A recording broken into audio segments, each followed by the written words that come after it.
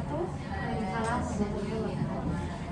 Perkenalkan, saya salah satu dari sekian media. Saya selaku konselor yang akan mendampingi dan mendengarkan Anda sepanjang sesi konseling kali ini. Bisa diperkenalkan dirinya terlebih dahulu? Oke, baik. Nama saya Fitriana Maria Supriyan. Saya merupakan mahasiswa semester 4. Oke, Firda. Apa kabar hari ini? Alhamdulillah baik. Baik. Kesini naik apa tadi? Saya naik motor. Perjalanan lancar? Lancar, cuman kayak panas sekali jadi Kesini tadi sudah makan atau enggak? belum. Saya. Jadi apa yang saya bisa bantu kali ini? Hari ini saya mau menceritakan orang lain tentang yang saya rasakan. Apa saya membatasi diri? Mungkin ini lebih ke pertemanan ya. Dulu waktu kan saya dulu terus waktu awal-awal kelas 1 SMP itu kan itu kayak masih kibur-kiburnya. Nah di situ saya itu pertama kali saya bisa sama orang tua. Nah di situ saya rasa kayak berat sekali. Terus pas pertengahan saya ingin pulang kemarin.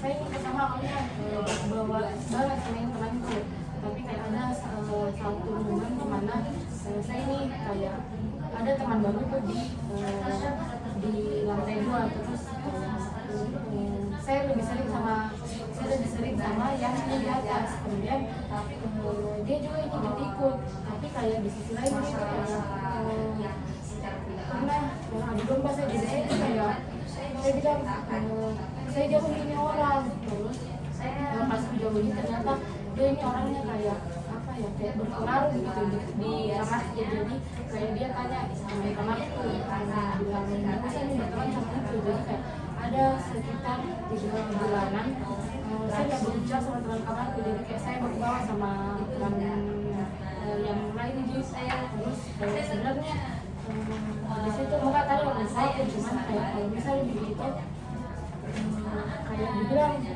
perjalanan gitu. Kalau misalnya saya nggak tahu dan kita cerita ke orang tua biasa ditambah di tempat yang bicara, jadi saya lebih memilih diam. Terus kayak biasa kalau misalkan masih rasa jadi kayak saya ini pasti kayak masih sering menangis begitu karena kayak masih baru bisa. Jadi kayak susah kan untuk survive dengan lingkungan kamarnya, sedangkan orang kayak kan orang pasti tiap detik itu dia pasti berinteraksi sama teman kamarnya. Tapi kayak saya di sini posisinya tidak berbaik sama teman kamarnya, jadi saya bisa kan kalau misalnya kelas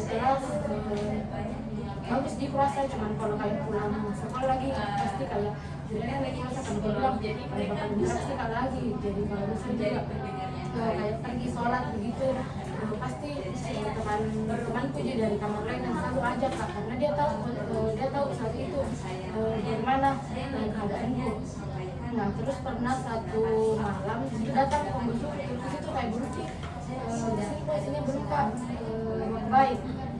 Nah pas datang pembusuku di telepon Kak, terus kebetulan sebelum tidur di situ kayak sempat Kak menangis karena kayak kamu sikat. Terus kayak isiku di situ udah berubah sama teman kamarku. Lalu pas ada teleponnya macamku, terus dia dikasih bangun kabar ada ibu di luar. Jadi pas keluar Kak ada salah satu temanku yang saya temani kok, padahal di sini posisinya udah bicara juga kayak selama ini. Terus pas keluar saya tanya ibu saya begini kan dalam, tapi kayak nggak bisa katanya kayak takut dia karena saya orang udah terlalu bukan Kak orang yang terlalu terbuat orang tua, jadi begitu sih dipendam. Nah pas setelahnya itu ini kan biasa kalau dibesuk begitu biasa orang tua pasti bawa makanan. Nah pas sampai di kamar kayak apa nih langsung di semua langsung Kak sengaja bicara buatnya langsung dimakan sama-sama. Terus dia bilang kayak sebenarnya sedikit juga karena kayak kemarin-kemarin pernah adanya bicara, tapi pas ada pembusuk kemudian ada makananku langsung kayak baik Kak semua lihat bicara, tapi kayak setelahnya itu besoknya udah nih kayak udah bicara lagi. Terus kayak sampai di asrama itu kan kayak ada kakak pendamping. Nah sampai kakak pendamping itu juga tahu gara-gara ini temanku yang bawa kayak cerita ke ini kakak bilang gini. Jadi itu kakak pendamping dari asrama aku itu tahu bilang sama aku baik aja. Jadi mereka ini kayak berpihak ke temanku. Padahal sebenarnya yang kasih, padahal sebenarnya kalau dari sisi orang tahu apa sebenarnya kayak nggak tahu sih mana tapi dia itu sih dari nonton kan kayak orang udah tahu bagaimana ceritanya dan saya bingung cerita kemana sebenarnya. Terus kayak sampai sekarang ini udah tahu di orang karena aku bilang apa karena tiap ditanya mereka bilang bagaimana jadi sekolahnya bagus tidak karena aku jadi karena di masalah aku karena sebenarnya ada masalah ini ya pernah cerita sama saya sudah ada di Jadi posisinya itu kamu dirundung selama jadi SMP. Kamu pernah nggak bertanya sama orang yang ada penyebab alasan mereka melakukan hal itu karena apa? Biasanya kalau saya udah pernah saya karena itu hari tiba-tiba bicaranya juga kayak baju-baju gue langsung saya bicara gara-gara dia mau pinjam barangku setelahnya saya bicara jadi kayak sampai sekarang saya tidak bertanya apa sebenarnya alasannya tapi kayak pernah saya tanya yang temanku yang lain yang ikut dia aja bicara pada waktu itu terus dia bilang apa ya dia itu aja bicara karena kayak saya lebih pilih temanku yang di atas kayak dia bilang betul-betul dia adu domba padahal jelas-jelas saya dengar ini dia bicara Ika waktu itu kayak lagi ini saya dapat dia adu domba pas kayak dari temanku yang baru terus dia turun ke kamar baru kayak dia ini lagi bicara lagi selesai pas sama teman kamar tuh lain jadi kayak baru kayak dia bilang guys baru sembang juga katanya temanku ini yang biasa yang baru jadi saya juga kayak bingung kak bagaimana dari sisinya dan tidak pernah tanya sih karena sejauh ini kayak udah teman-teman juga yang lain bilang nggak tahu juga nggak jelas dia itu saja bilang jangan bicara jadi penyebab utamanya adalah ini kamu merasa ini diadu domba makanya nggak diajak ke hal apa yang paling parah yang pernah mereka lakukan sebelum kamu punya momen ini yang paling aku nggak bisa lupakan itu apa?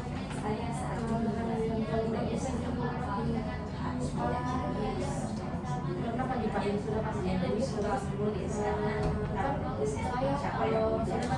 kalau saya sudah sampai tidak ada yang bisa cuci baju sebelum pergi sekolah jadi kayak itu baju nanti dijemur saat sebelum pergi sekolah.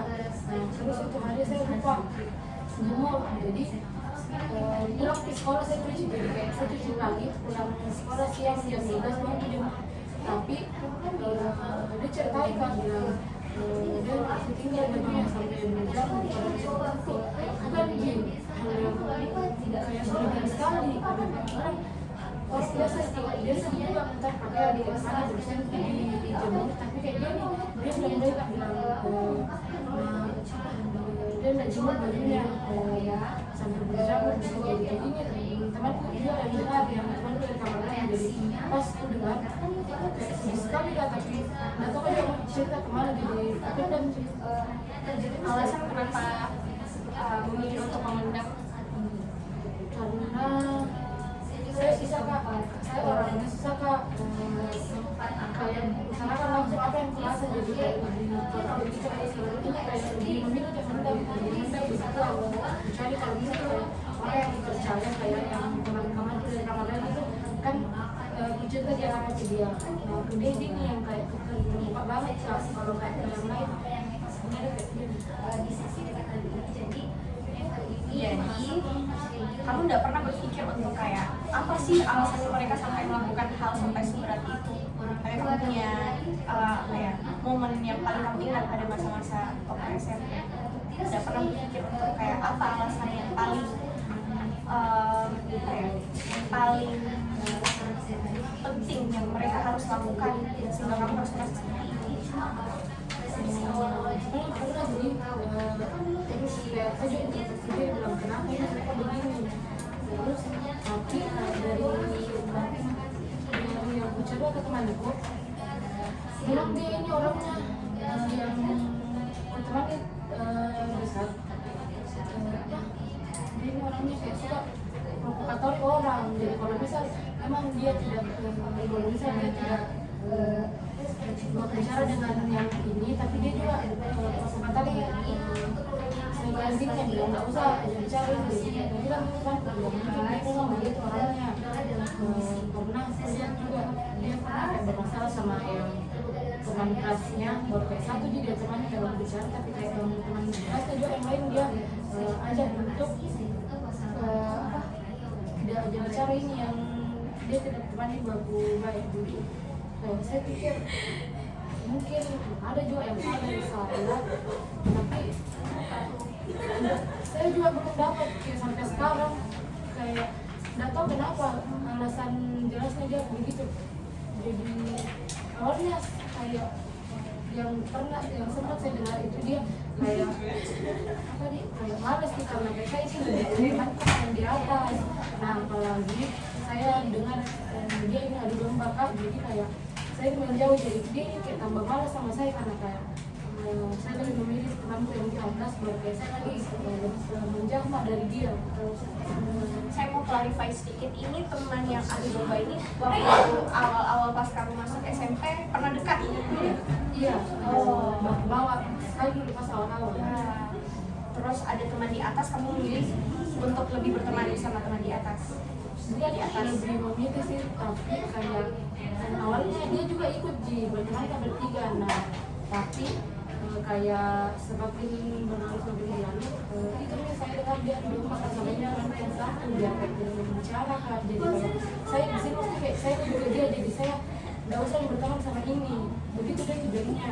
Nah terus saya tidak berbicara sama dia, kemudian saya lagi ngobrol sama teman yang di atas. Jadi dia iri atau pernah merasakan kayak nanda di reach out mungkin sama kalian berdua sehingga mereka melakukan hal tersebut? Mungkin ya biasa kalau misalnya saya kayak keluar bertiga, tapi kalau dari pandanganku saya ini ke mereka berdua ini kayak apa ya, kayak rata gitu, karena saya bisa dirasa kalau misal kayak orang dan di bati, jadi saya selalu usahakan kayak ajak dia berdua. Kalau misal ini yang satu kayak diam-diam, dia pasti kayak berusaha selalu ajak bicara biar dia tidak merasa sendiri. Apalagi kalau misal di sini kan dia kursinya dia duluan yang saya temani daripada ini yang di lantai juga. Jadi kayak saya berusaha kayak dia ini tidak merasa sendiri gitu. Tapi sebelumnya pernah nggak permasalahan ini dibahas kayak diklarifikasi sama kalian bertiga tentang apa yang mengganjal sehingga tidak meributkan suatu hal yang sebenarnya bisa dibicarakan baik-baik? Tidak sih, karena kayak tidak sempat, karena yang temanku di lantai 2 ini udah lama pas berjalan dia pindah nih. Jadi kayak saya juga lebih ke temanku yang bilang tadi beda kamar, terus sama teman-teman aku udah terlalu tidak pernah dibicarakan, karena kayak setelah mereka tidak baik dengan ini temanku yang temanku lagi kedua ini pindah, jadi tidak pernah ada waktu untuk klarifikasi orang sebenarnya. Jadi selama kamu berteman bertiga itu pada masa-masa sekolah itu cuma bertiga doang, nggak ada teman yang lain sekarang? Ada, karena lebih ke bawah bertiga. Kan beda kelas juga, jadi kayak bisa kalau misalnya kelas saya di kelasnya atau mereka di kelasnya, jadi kayak sama, jadi dia selama di kelas pasti sama mereka bersama. Jadi semenjak ada konflik cuman berdua. Iya, contohnya. Pernah mencoba untuk make kayak buat relasi baru mungkin sama teman-teman yang lain? Pernah mencoba? Iya, kalau di asrama, kalau kan saya sama teman yang di atas ini beda lantai. Jadi kalau misalnya di asrama agak, kalau misalnya di kamar agak jarang kayak waktu kayak saya ke dia ke saya, karena kayak dia tahu bagaimana di kamar itu takutnya kayak lagi timbul bilang dia ketemu temannya di sini karena ada temannya. Nah itu yang ditakutkan. Jadi saya itu tadi temanku dari kamar lain. Saya bertanya sama itu, jadi kalau misalnya kayak pergi sholat, saya pergi sama ibu, kalau dulu pas juga saya sama temanku yang dari kamar lain kayak kalau bisa dibilang senasib. Jadi kayak kita ini kayak saling tukar cerita dan saya di kamar di begini kayak begini. Apa reaksinya teman pada saat kamu cerita tentang hal itu? Pastinya itu dia bilang, awalnya saya nggak tahu dia juga begitu. Dia cerita bilang, saya cerita dalam begini-begini, terus dia bilang, saya juga di kamarku dikasih begini aja. Jadi kayak saling tukar cerita sih. Baru pasti kayak yang kurasakan dia rasakan juga, jadi kayak sama-sama. Jadi kalian berdua ini senasib? Iya. Peristiwa apa, kejadian apa dalam peristiwa itu yang paling tidak menyenangkan yang pernah kamu alami sehingga kamu memutuskan untuk bercerita dengan saya? Peristiwanya karena kalau misalnya kayak pulang sekolah, pulang sekolah itu saya biasa kan kalau di sekolah saya ada di temanku yang lain. Nah, tapi kalau misalnya di kamar betul-betul mereka dia semuanya buat menghadap berbicara. Nah, sedangkan di sini kan saya nggak berbicara sama mereka. Biasa ini saya paling malas dan paling kayak aku sedih kalau misalnya kayak pulang sekolah sama kayak pikir harus lagi berhadapan dengan mereka.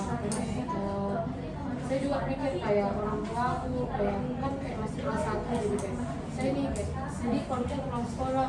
Jadi kalau misalnya pulang sekolah saya biasa langsung ke kasur. Kalau biasanya jadi biasa kayak ke kamar mereka temanku, tapi ini semenjak yang tidak berbicara sama teman kamarku saya kayak langsung ke kasur buat kayak langsung tidur. Nah biasa kayak dalam kalau misalnya tidur dia tuh kayak pasti balik tembok karena kayak muka menangis karena kayak muka cerita juga ke orang tua aku ketika udah saya mau ke orang tua kayak menangis sekali baru orang tua kayak termasuk orang yang langsung mau tidak ada lucu kan langsung mau ke guru. Jadi saya tidak berani cerita takutnya dia kayak mulai kemana-mana nanti jadi sembarang lagi dia bilang Pasti berat ya untuk menghadapi setiap hari, apalagi di masa-masa remaja itu. Masa SMP itu masa-masa remaja gimana emosi masih up and down, masih belum terkontrol sepenuhnya dengan kamu, masih kontrol dirimu belum penuh. Tapi untuk menghadapi situasi yang bisa dibilang berat pada saat itu, kamu bisa mampu menjalani aktivitasmu ya sebagai anak sekolah. Biasanya kalau misalnya saya sebenarnya berat sekali saya biasa bilang ke temanku yang punya bilang bisa jadi kayak ini karena kayak biasa kayak menangis sama-sama karena saya juga ini berdua kayak itu orang tua aku dan bisa aku dia juga udah berani cerita ke orang tuanya. Jadi kayak di sini kayak saya di satu sama lain kayak saya dia dia punya kasih punya, jadi kayak begitu. Nah kalau misalnya kayak setiap hari sebenarnya berat, cuma yang kayak bisa aja sampai akhirnya kayak mulai berbicara kayak satu begitu sama teman-teman yang lain. Meskipun kayak agak lebih lama jangkanya saya berbicara dengan yang teman berdua aku daripada teman lain. Saya izin klarifikasi sedikit.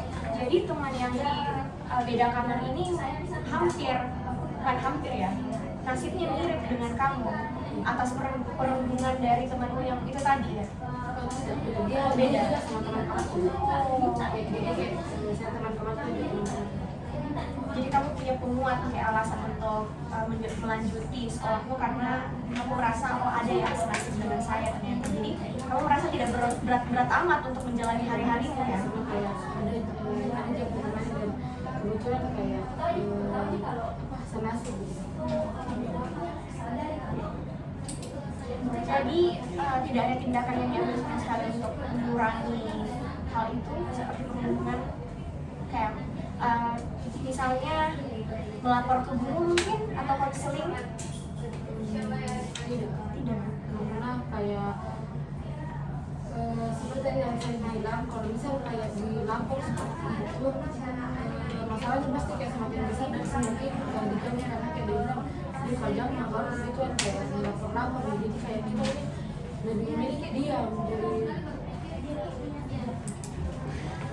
Simpulkan kamu hebat ya untuk menghadapi hari-hari yang cukup berat dengan tekanan dari lingkungan yang dirundung, tapi kamu tetap untuk sekolah baik-baik karena mengingat orang tua yang ada di rumah yang mengharap kamu ini menjadi pelajar yang baik di sekolah walaupun memang ada tekanan di lingkungan ya. Kalau boleh tahu hubunganmu dengan temanmu yang sekarang seperti apa sih? Yang dirundung sudah tidak berkomunikasi atau sudah lost contact? masih berkomunikasi kan tidak ada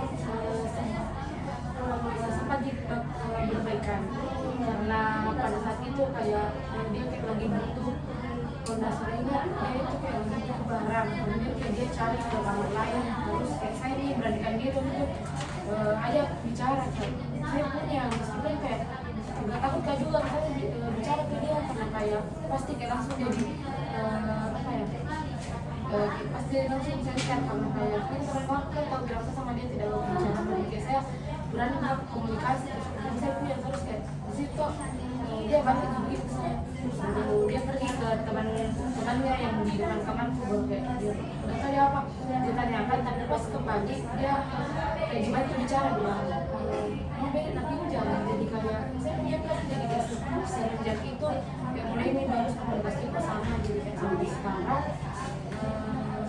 baik di sini karena sekarang bukan Saya bisa ambil pandangan kalau kamu memiliki hati yang besar ya untuk mengajak berkomunikasi. Nyatanya orang yang kamu ajak ini orang yang pernah melukai kamu secara in real life ya. Terus kamu punya hati yang besar untuk mengajak komunikasi lagi, untuk mencoba untuk memperbaiki hubungan supaya tidak ada tekanan lagi yang kamu hadapi untuk setiap harinya. Terus sekarang dengan temanmu yang di kamar sebelah bagaimana? Hubunganmu sekarang baik? Iya, alhamdulillah baik. Tapi kamu tidak bisa lupa ya dengan kelakuan mereka ini? Tidak bisa. Karena saya itu merupakan tahun pertama aku di pesantren dan kayak dapat pengalaman seperti itu dari biasa kayak dia bisa sama orang kalau bisa dia cerita kayak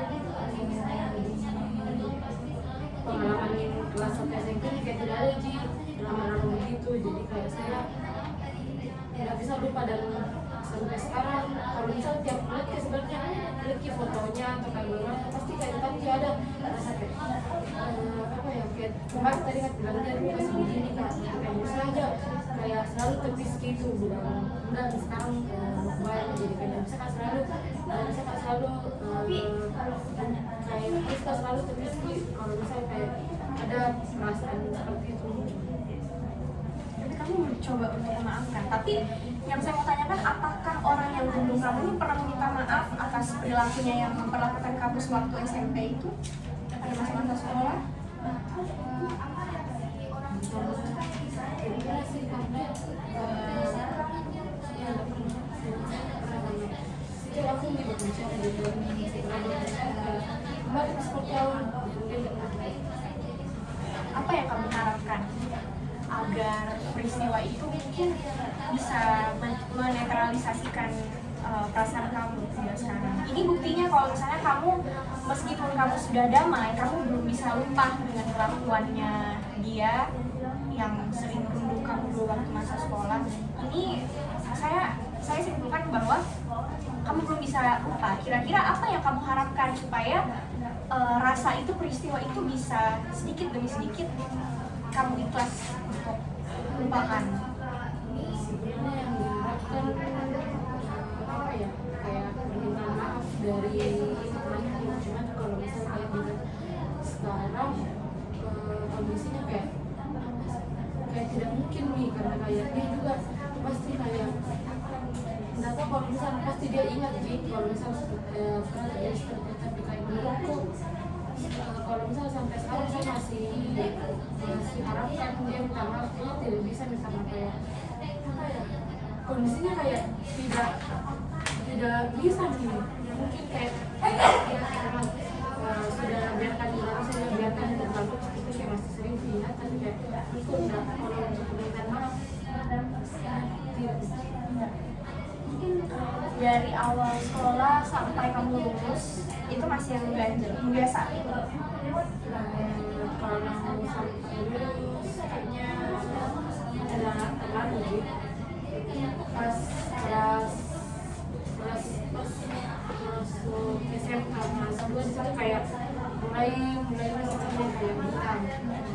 Kalau misalnya saya juga ketemu dia kayak seolah terus terjadi, jadi kayak saya ini berusaha kayak biar berlalu saja. Sampai sekarang juga paling kayak sekali dua kali saya lihat fotonya begitu.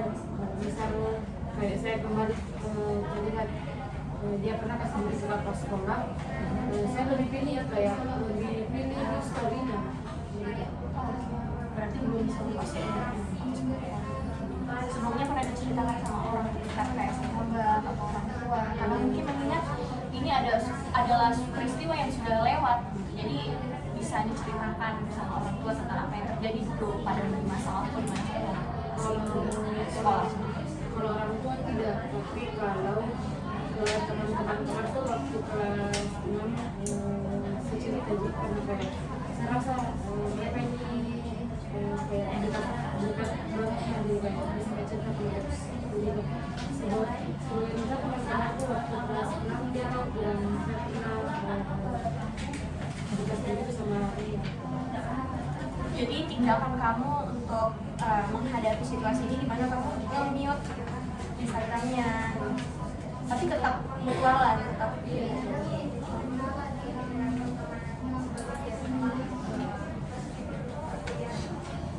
jadi bisa saya simpulkan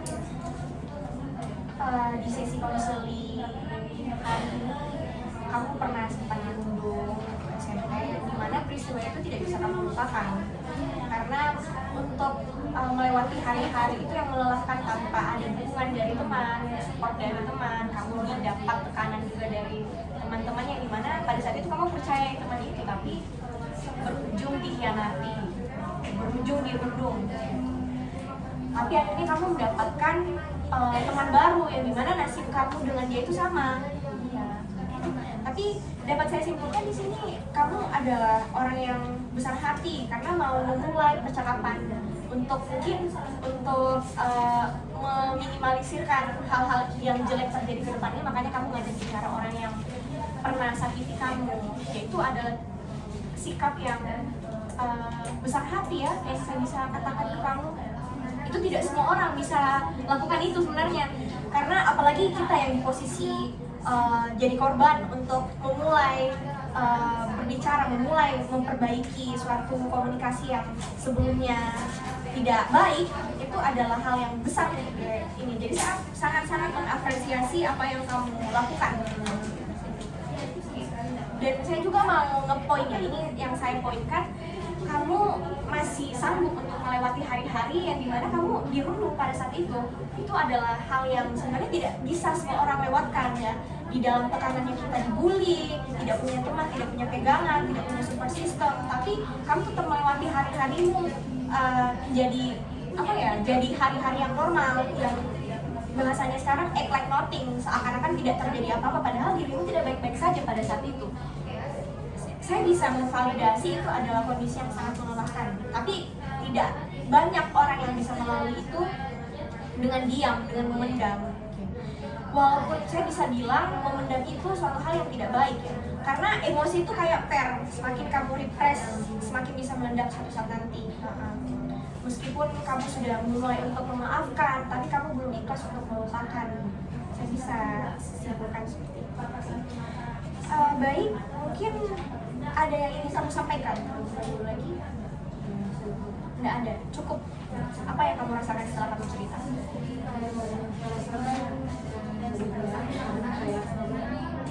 Sudah lama saya nggak pernah ceritakan lagi terakhir waktu awal pas kuliah dan saya bisa cerita kembali dan kakak juga sudah mendapatkan semacam proyeksi ke saya, jadi saya merasa baik. Kamu ya, pesan saya cuma satu, untuk melupakan mungkin tidak gampang ya, tapi untuk memaafkan itu hanya orang yang berbesar hati untuk memaafkan sifat-sifat orang yang pernah melukai kita. Jadi saya bisa ngepoin kalau di sini kamu adalah orang yang hebat, yang punya hati yang besar untuk bisa kasih ruang maaf untuk orang-orang yang pernah sakitin kamu ya. Oke. Kalau misalnya ada suatu hal lagi yang ingin kamu sampaikan, silakan. Kalau misalnya kamu merasa cukup, saya akan tutup sesi konseling kali ini. Oke, baik. Terima kasih Firda atas mempercayai saya untuk mendengar keluh kesahmu, apa yang kamu pendam di masa lalu. Terima kasih untuk mau cerita tentang apa yang ingin kamu ceritakan hari ini. Saya tutup sesi konseling hari ini. Terima kasih banyak sebelumnya. Assalamualaikum warahmatullahi wabarakatuh.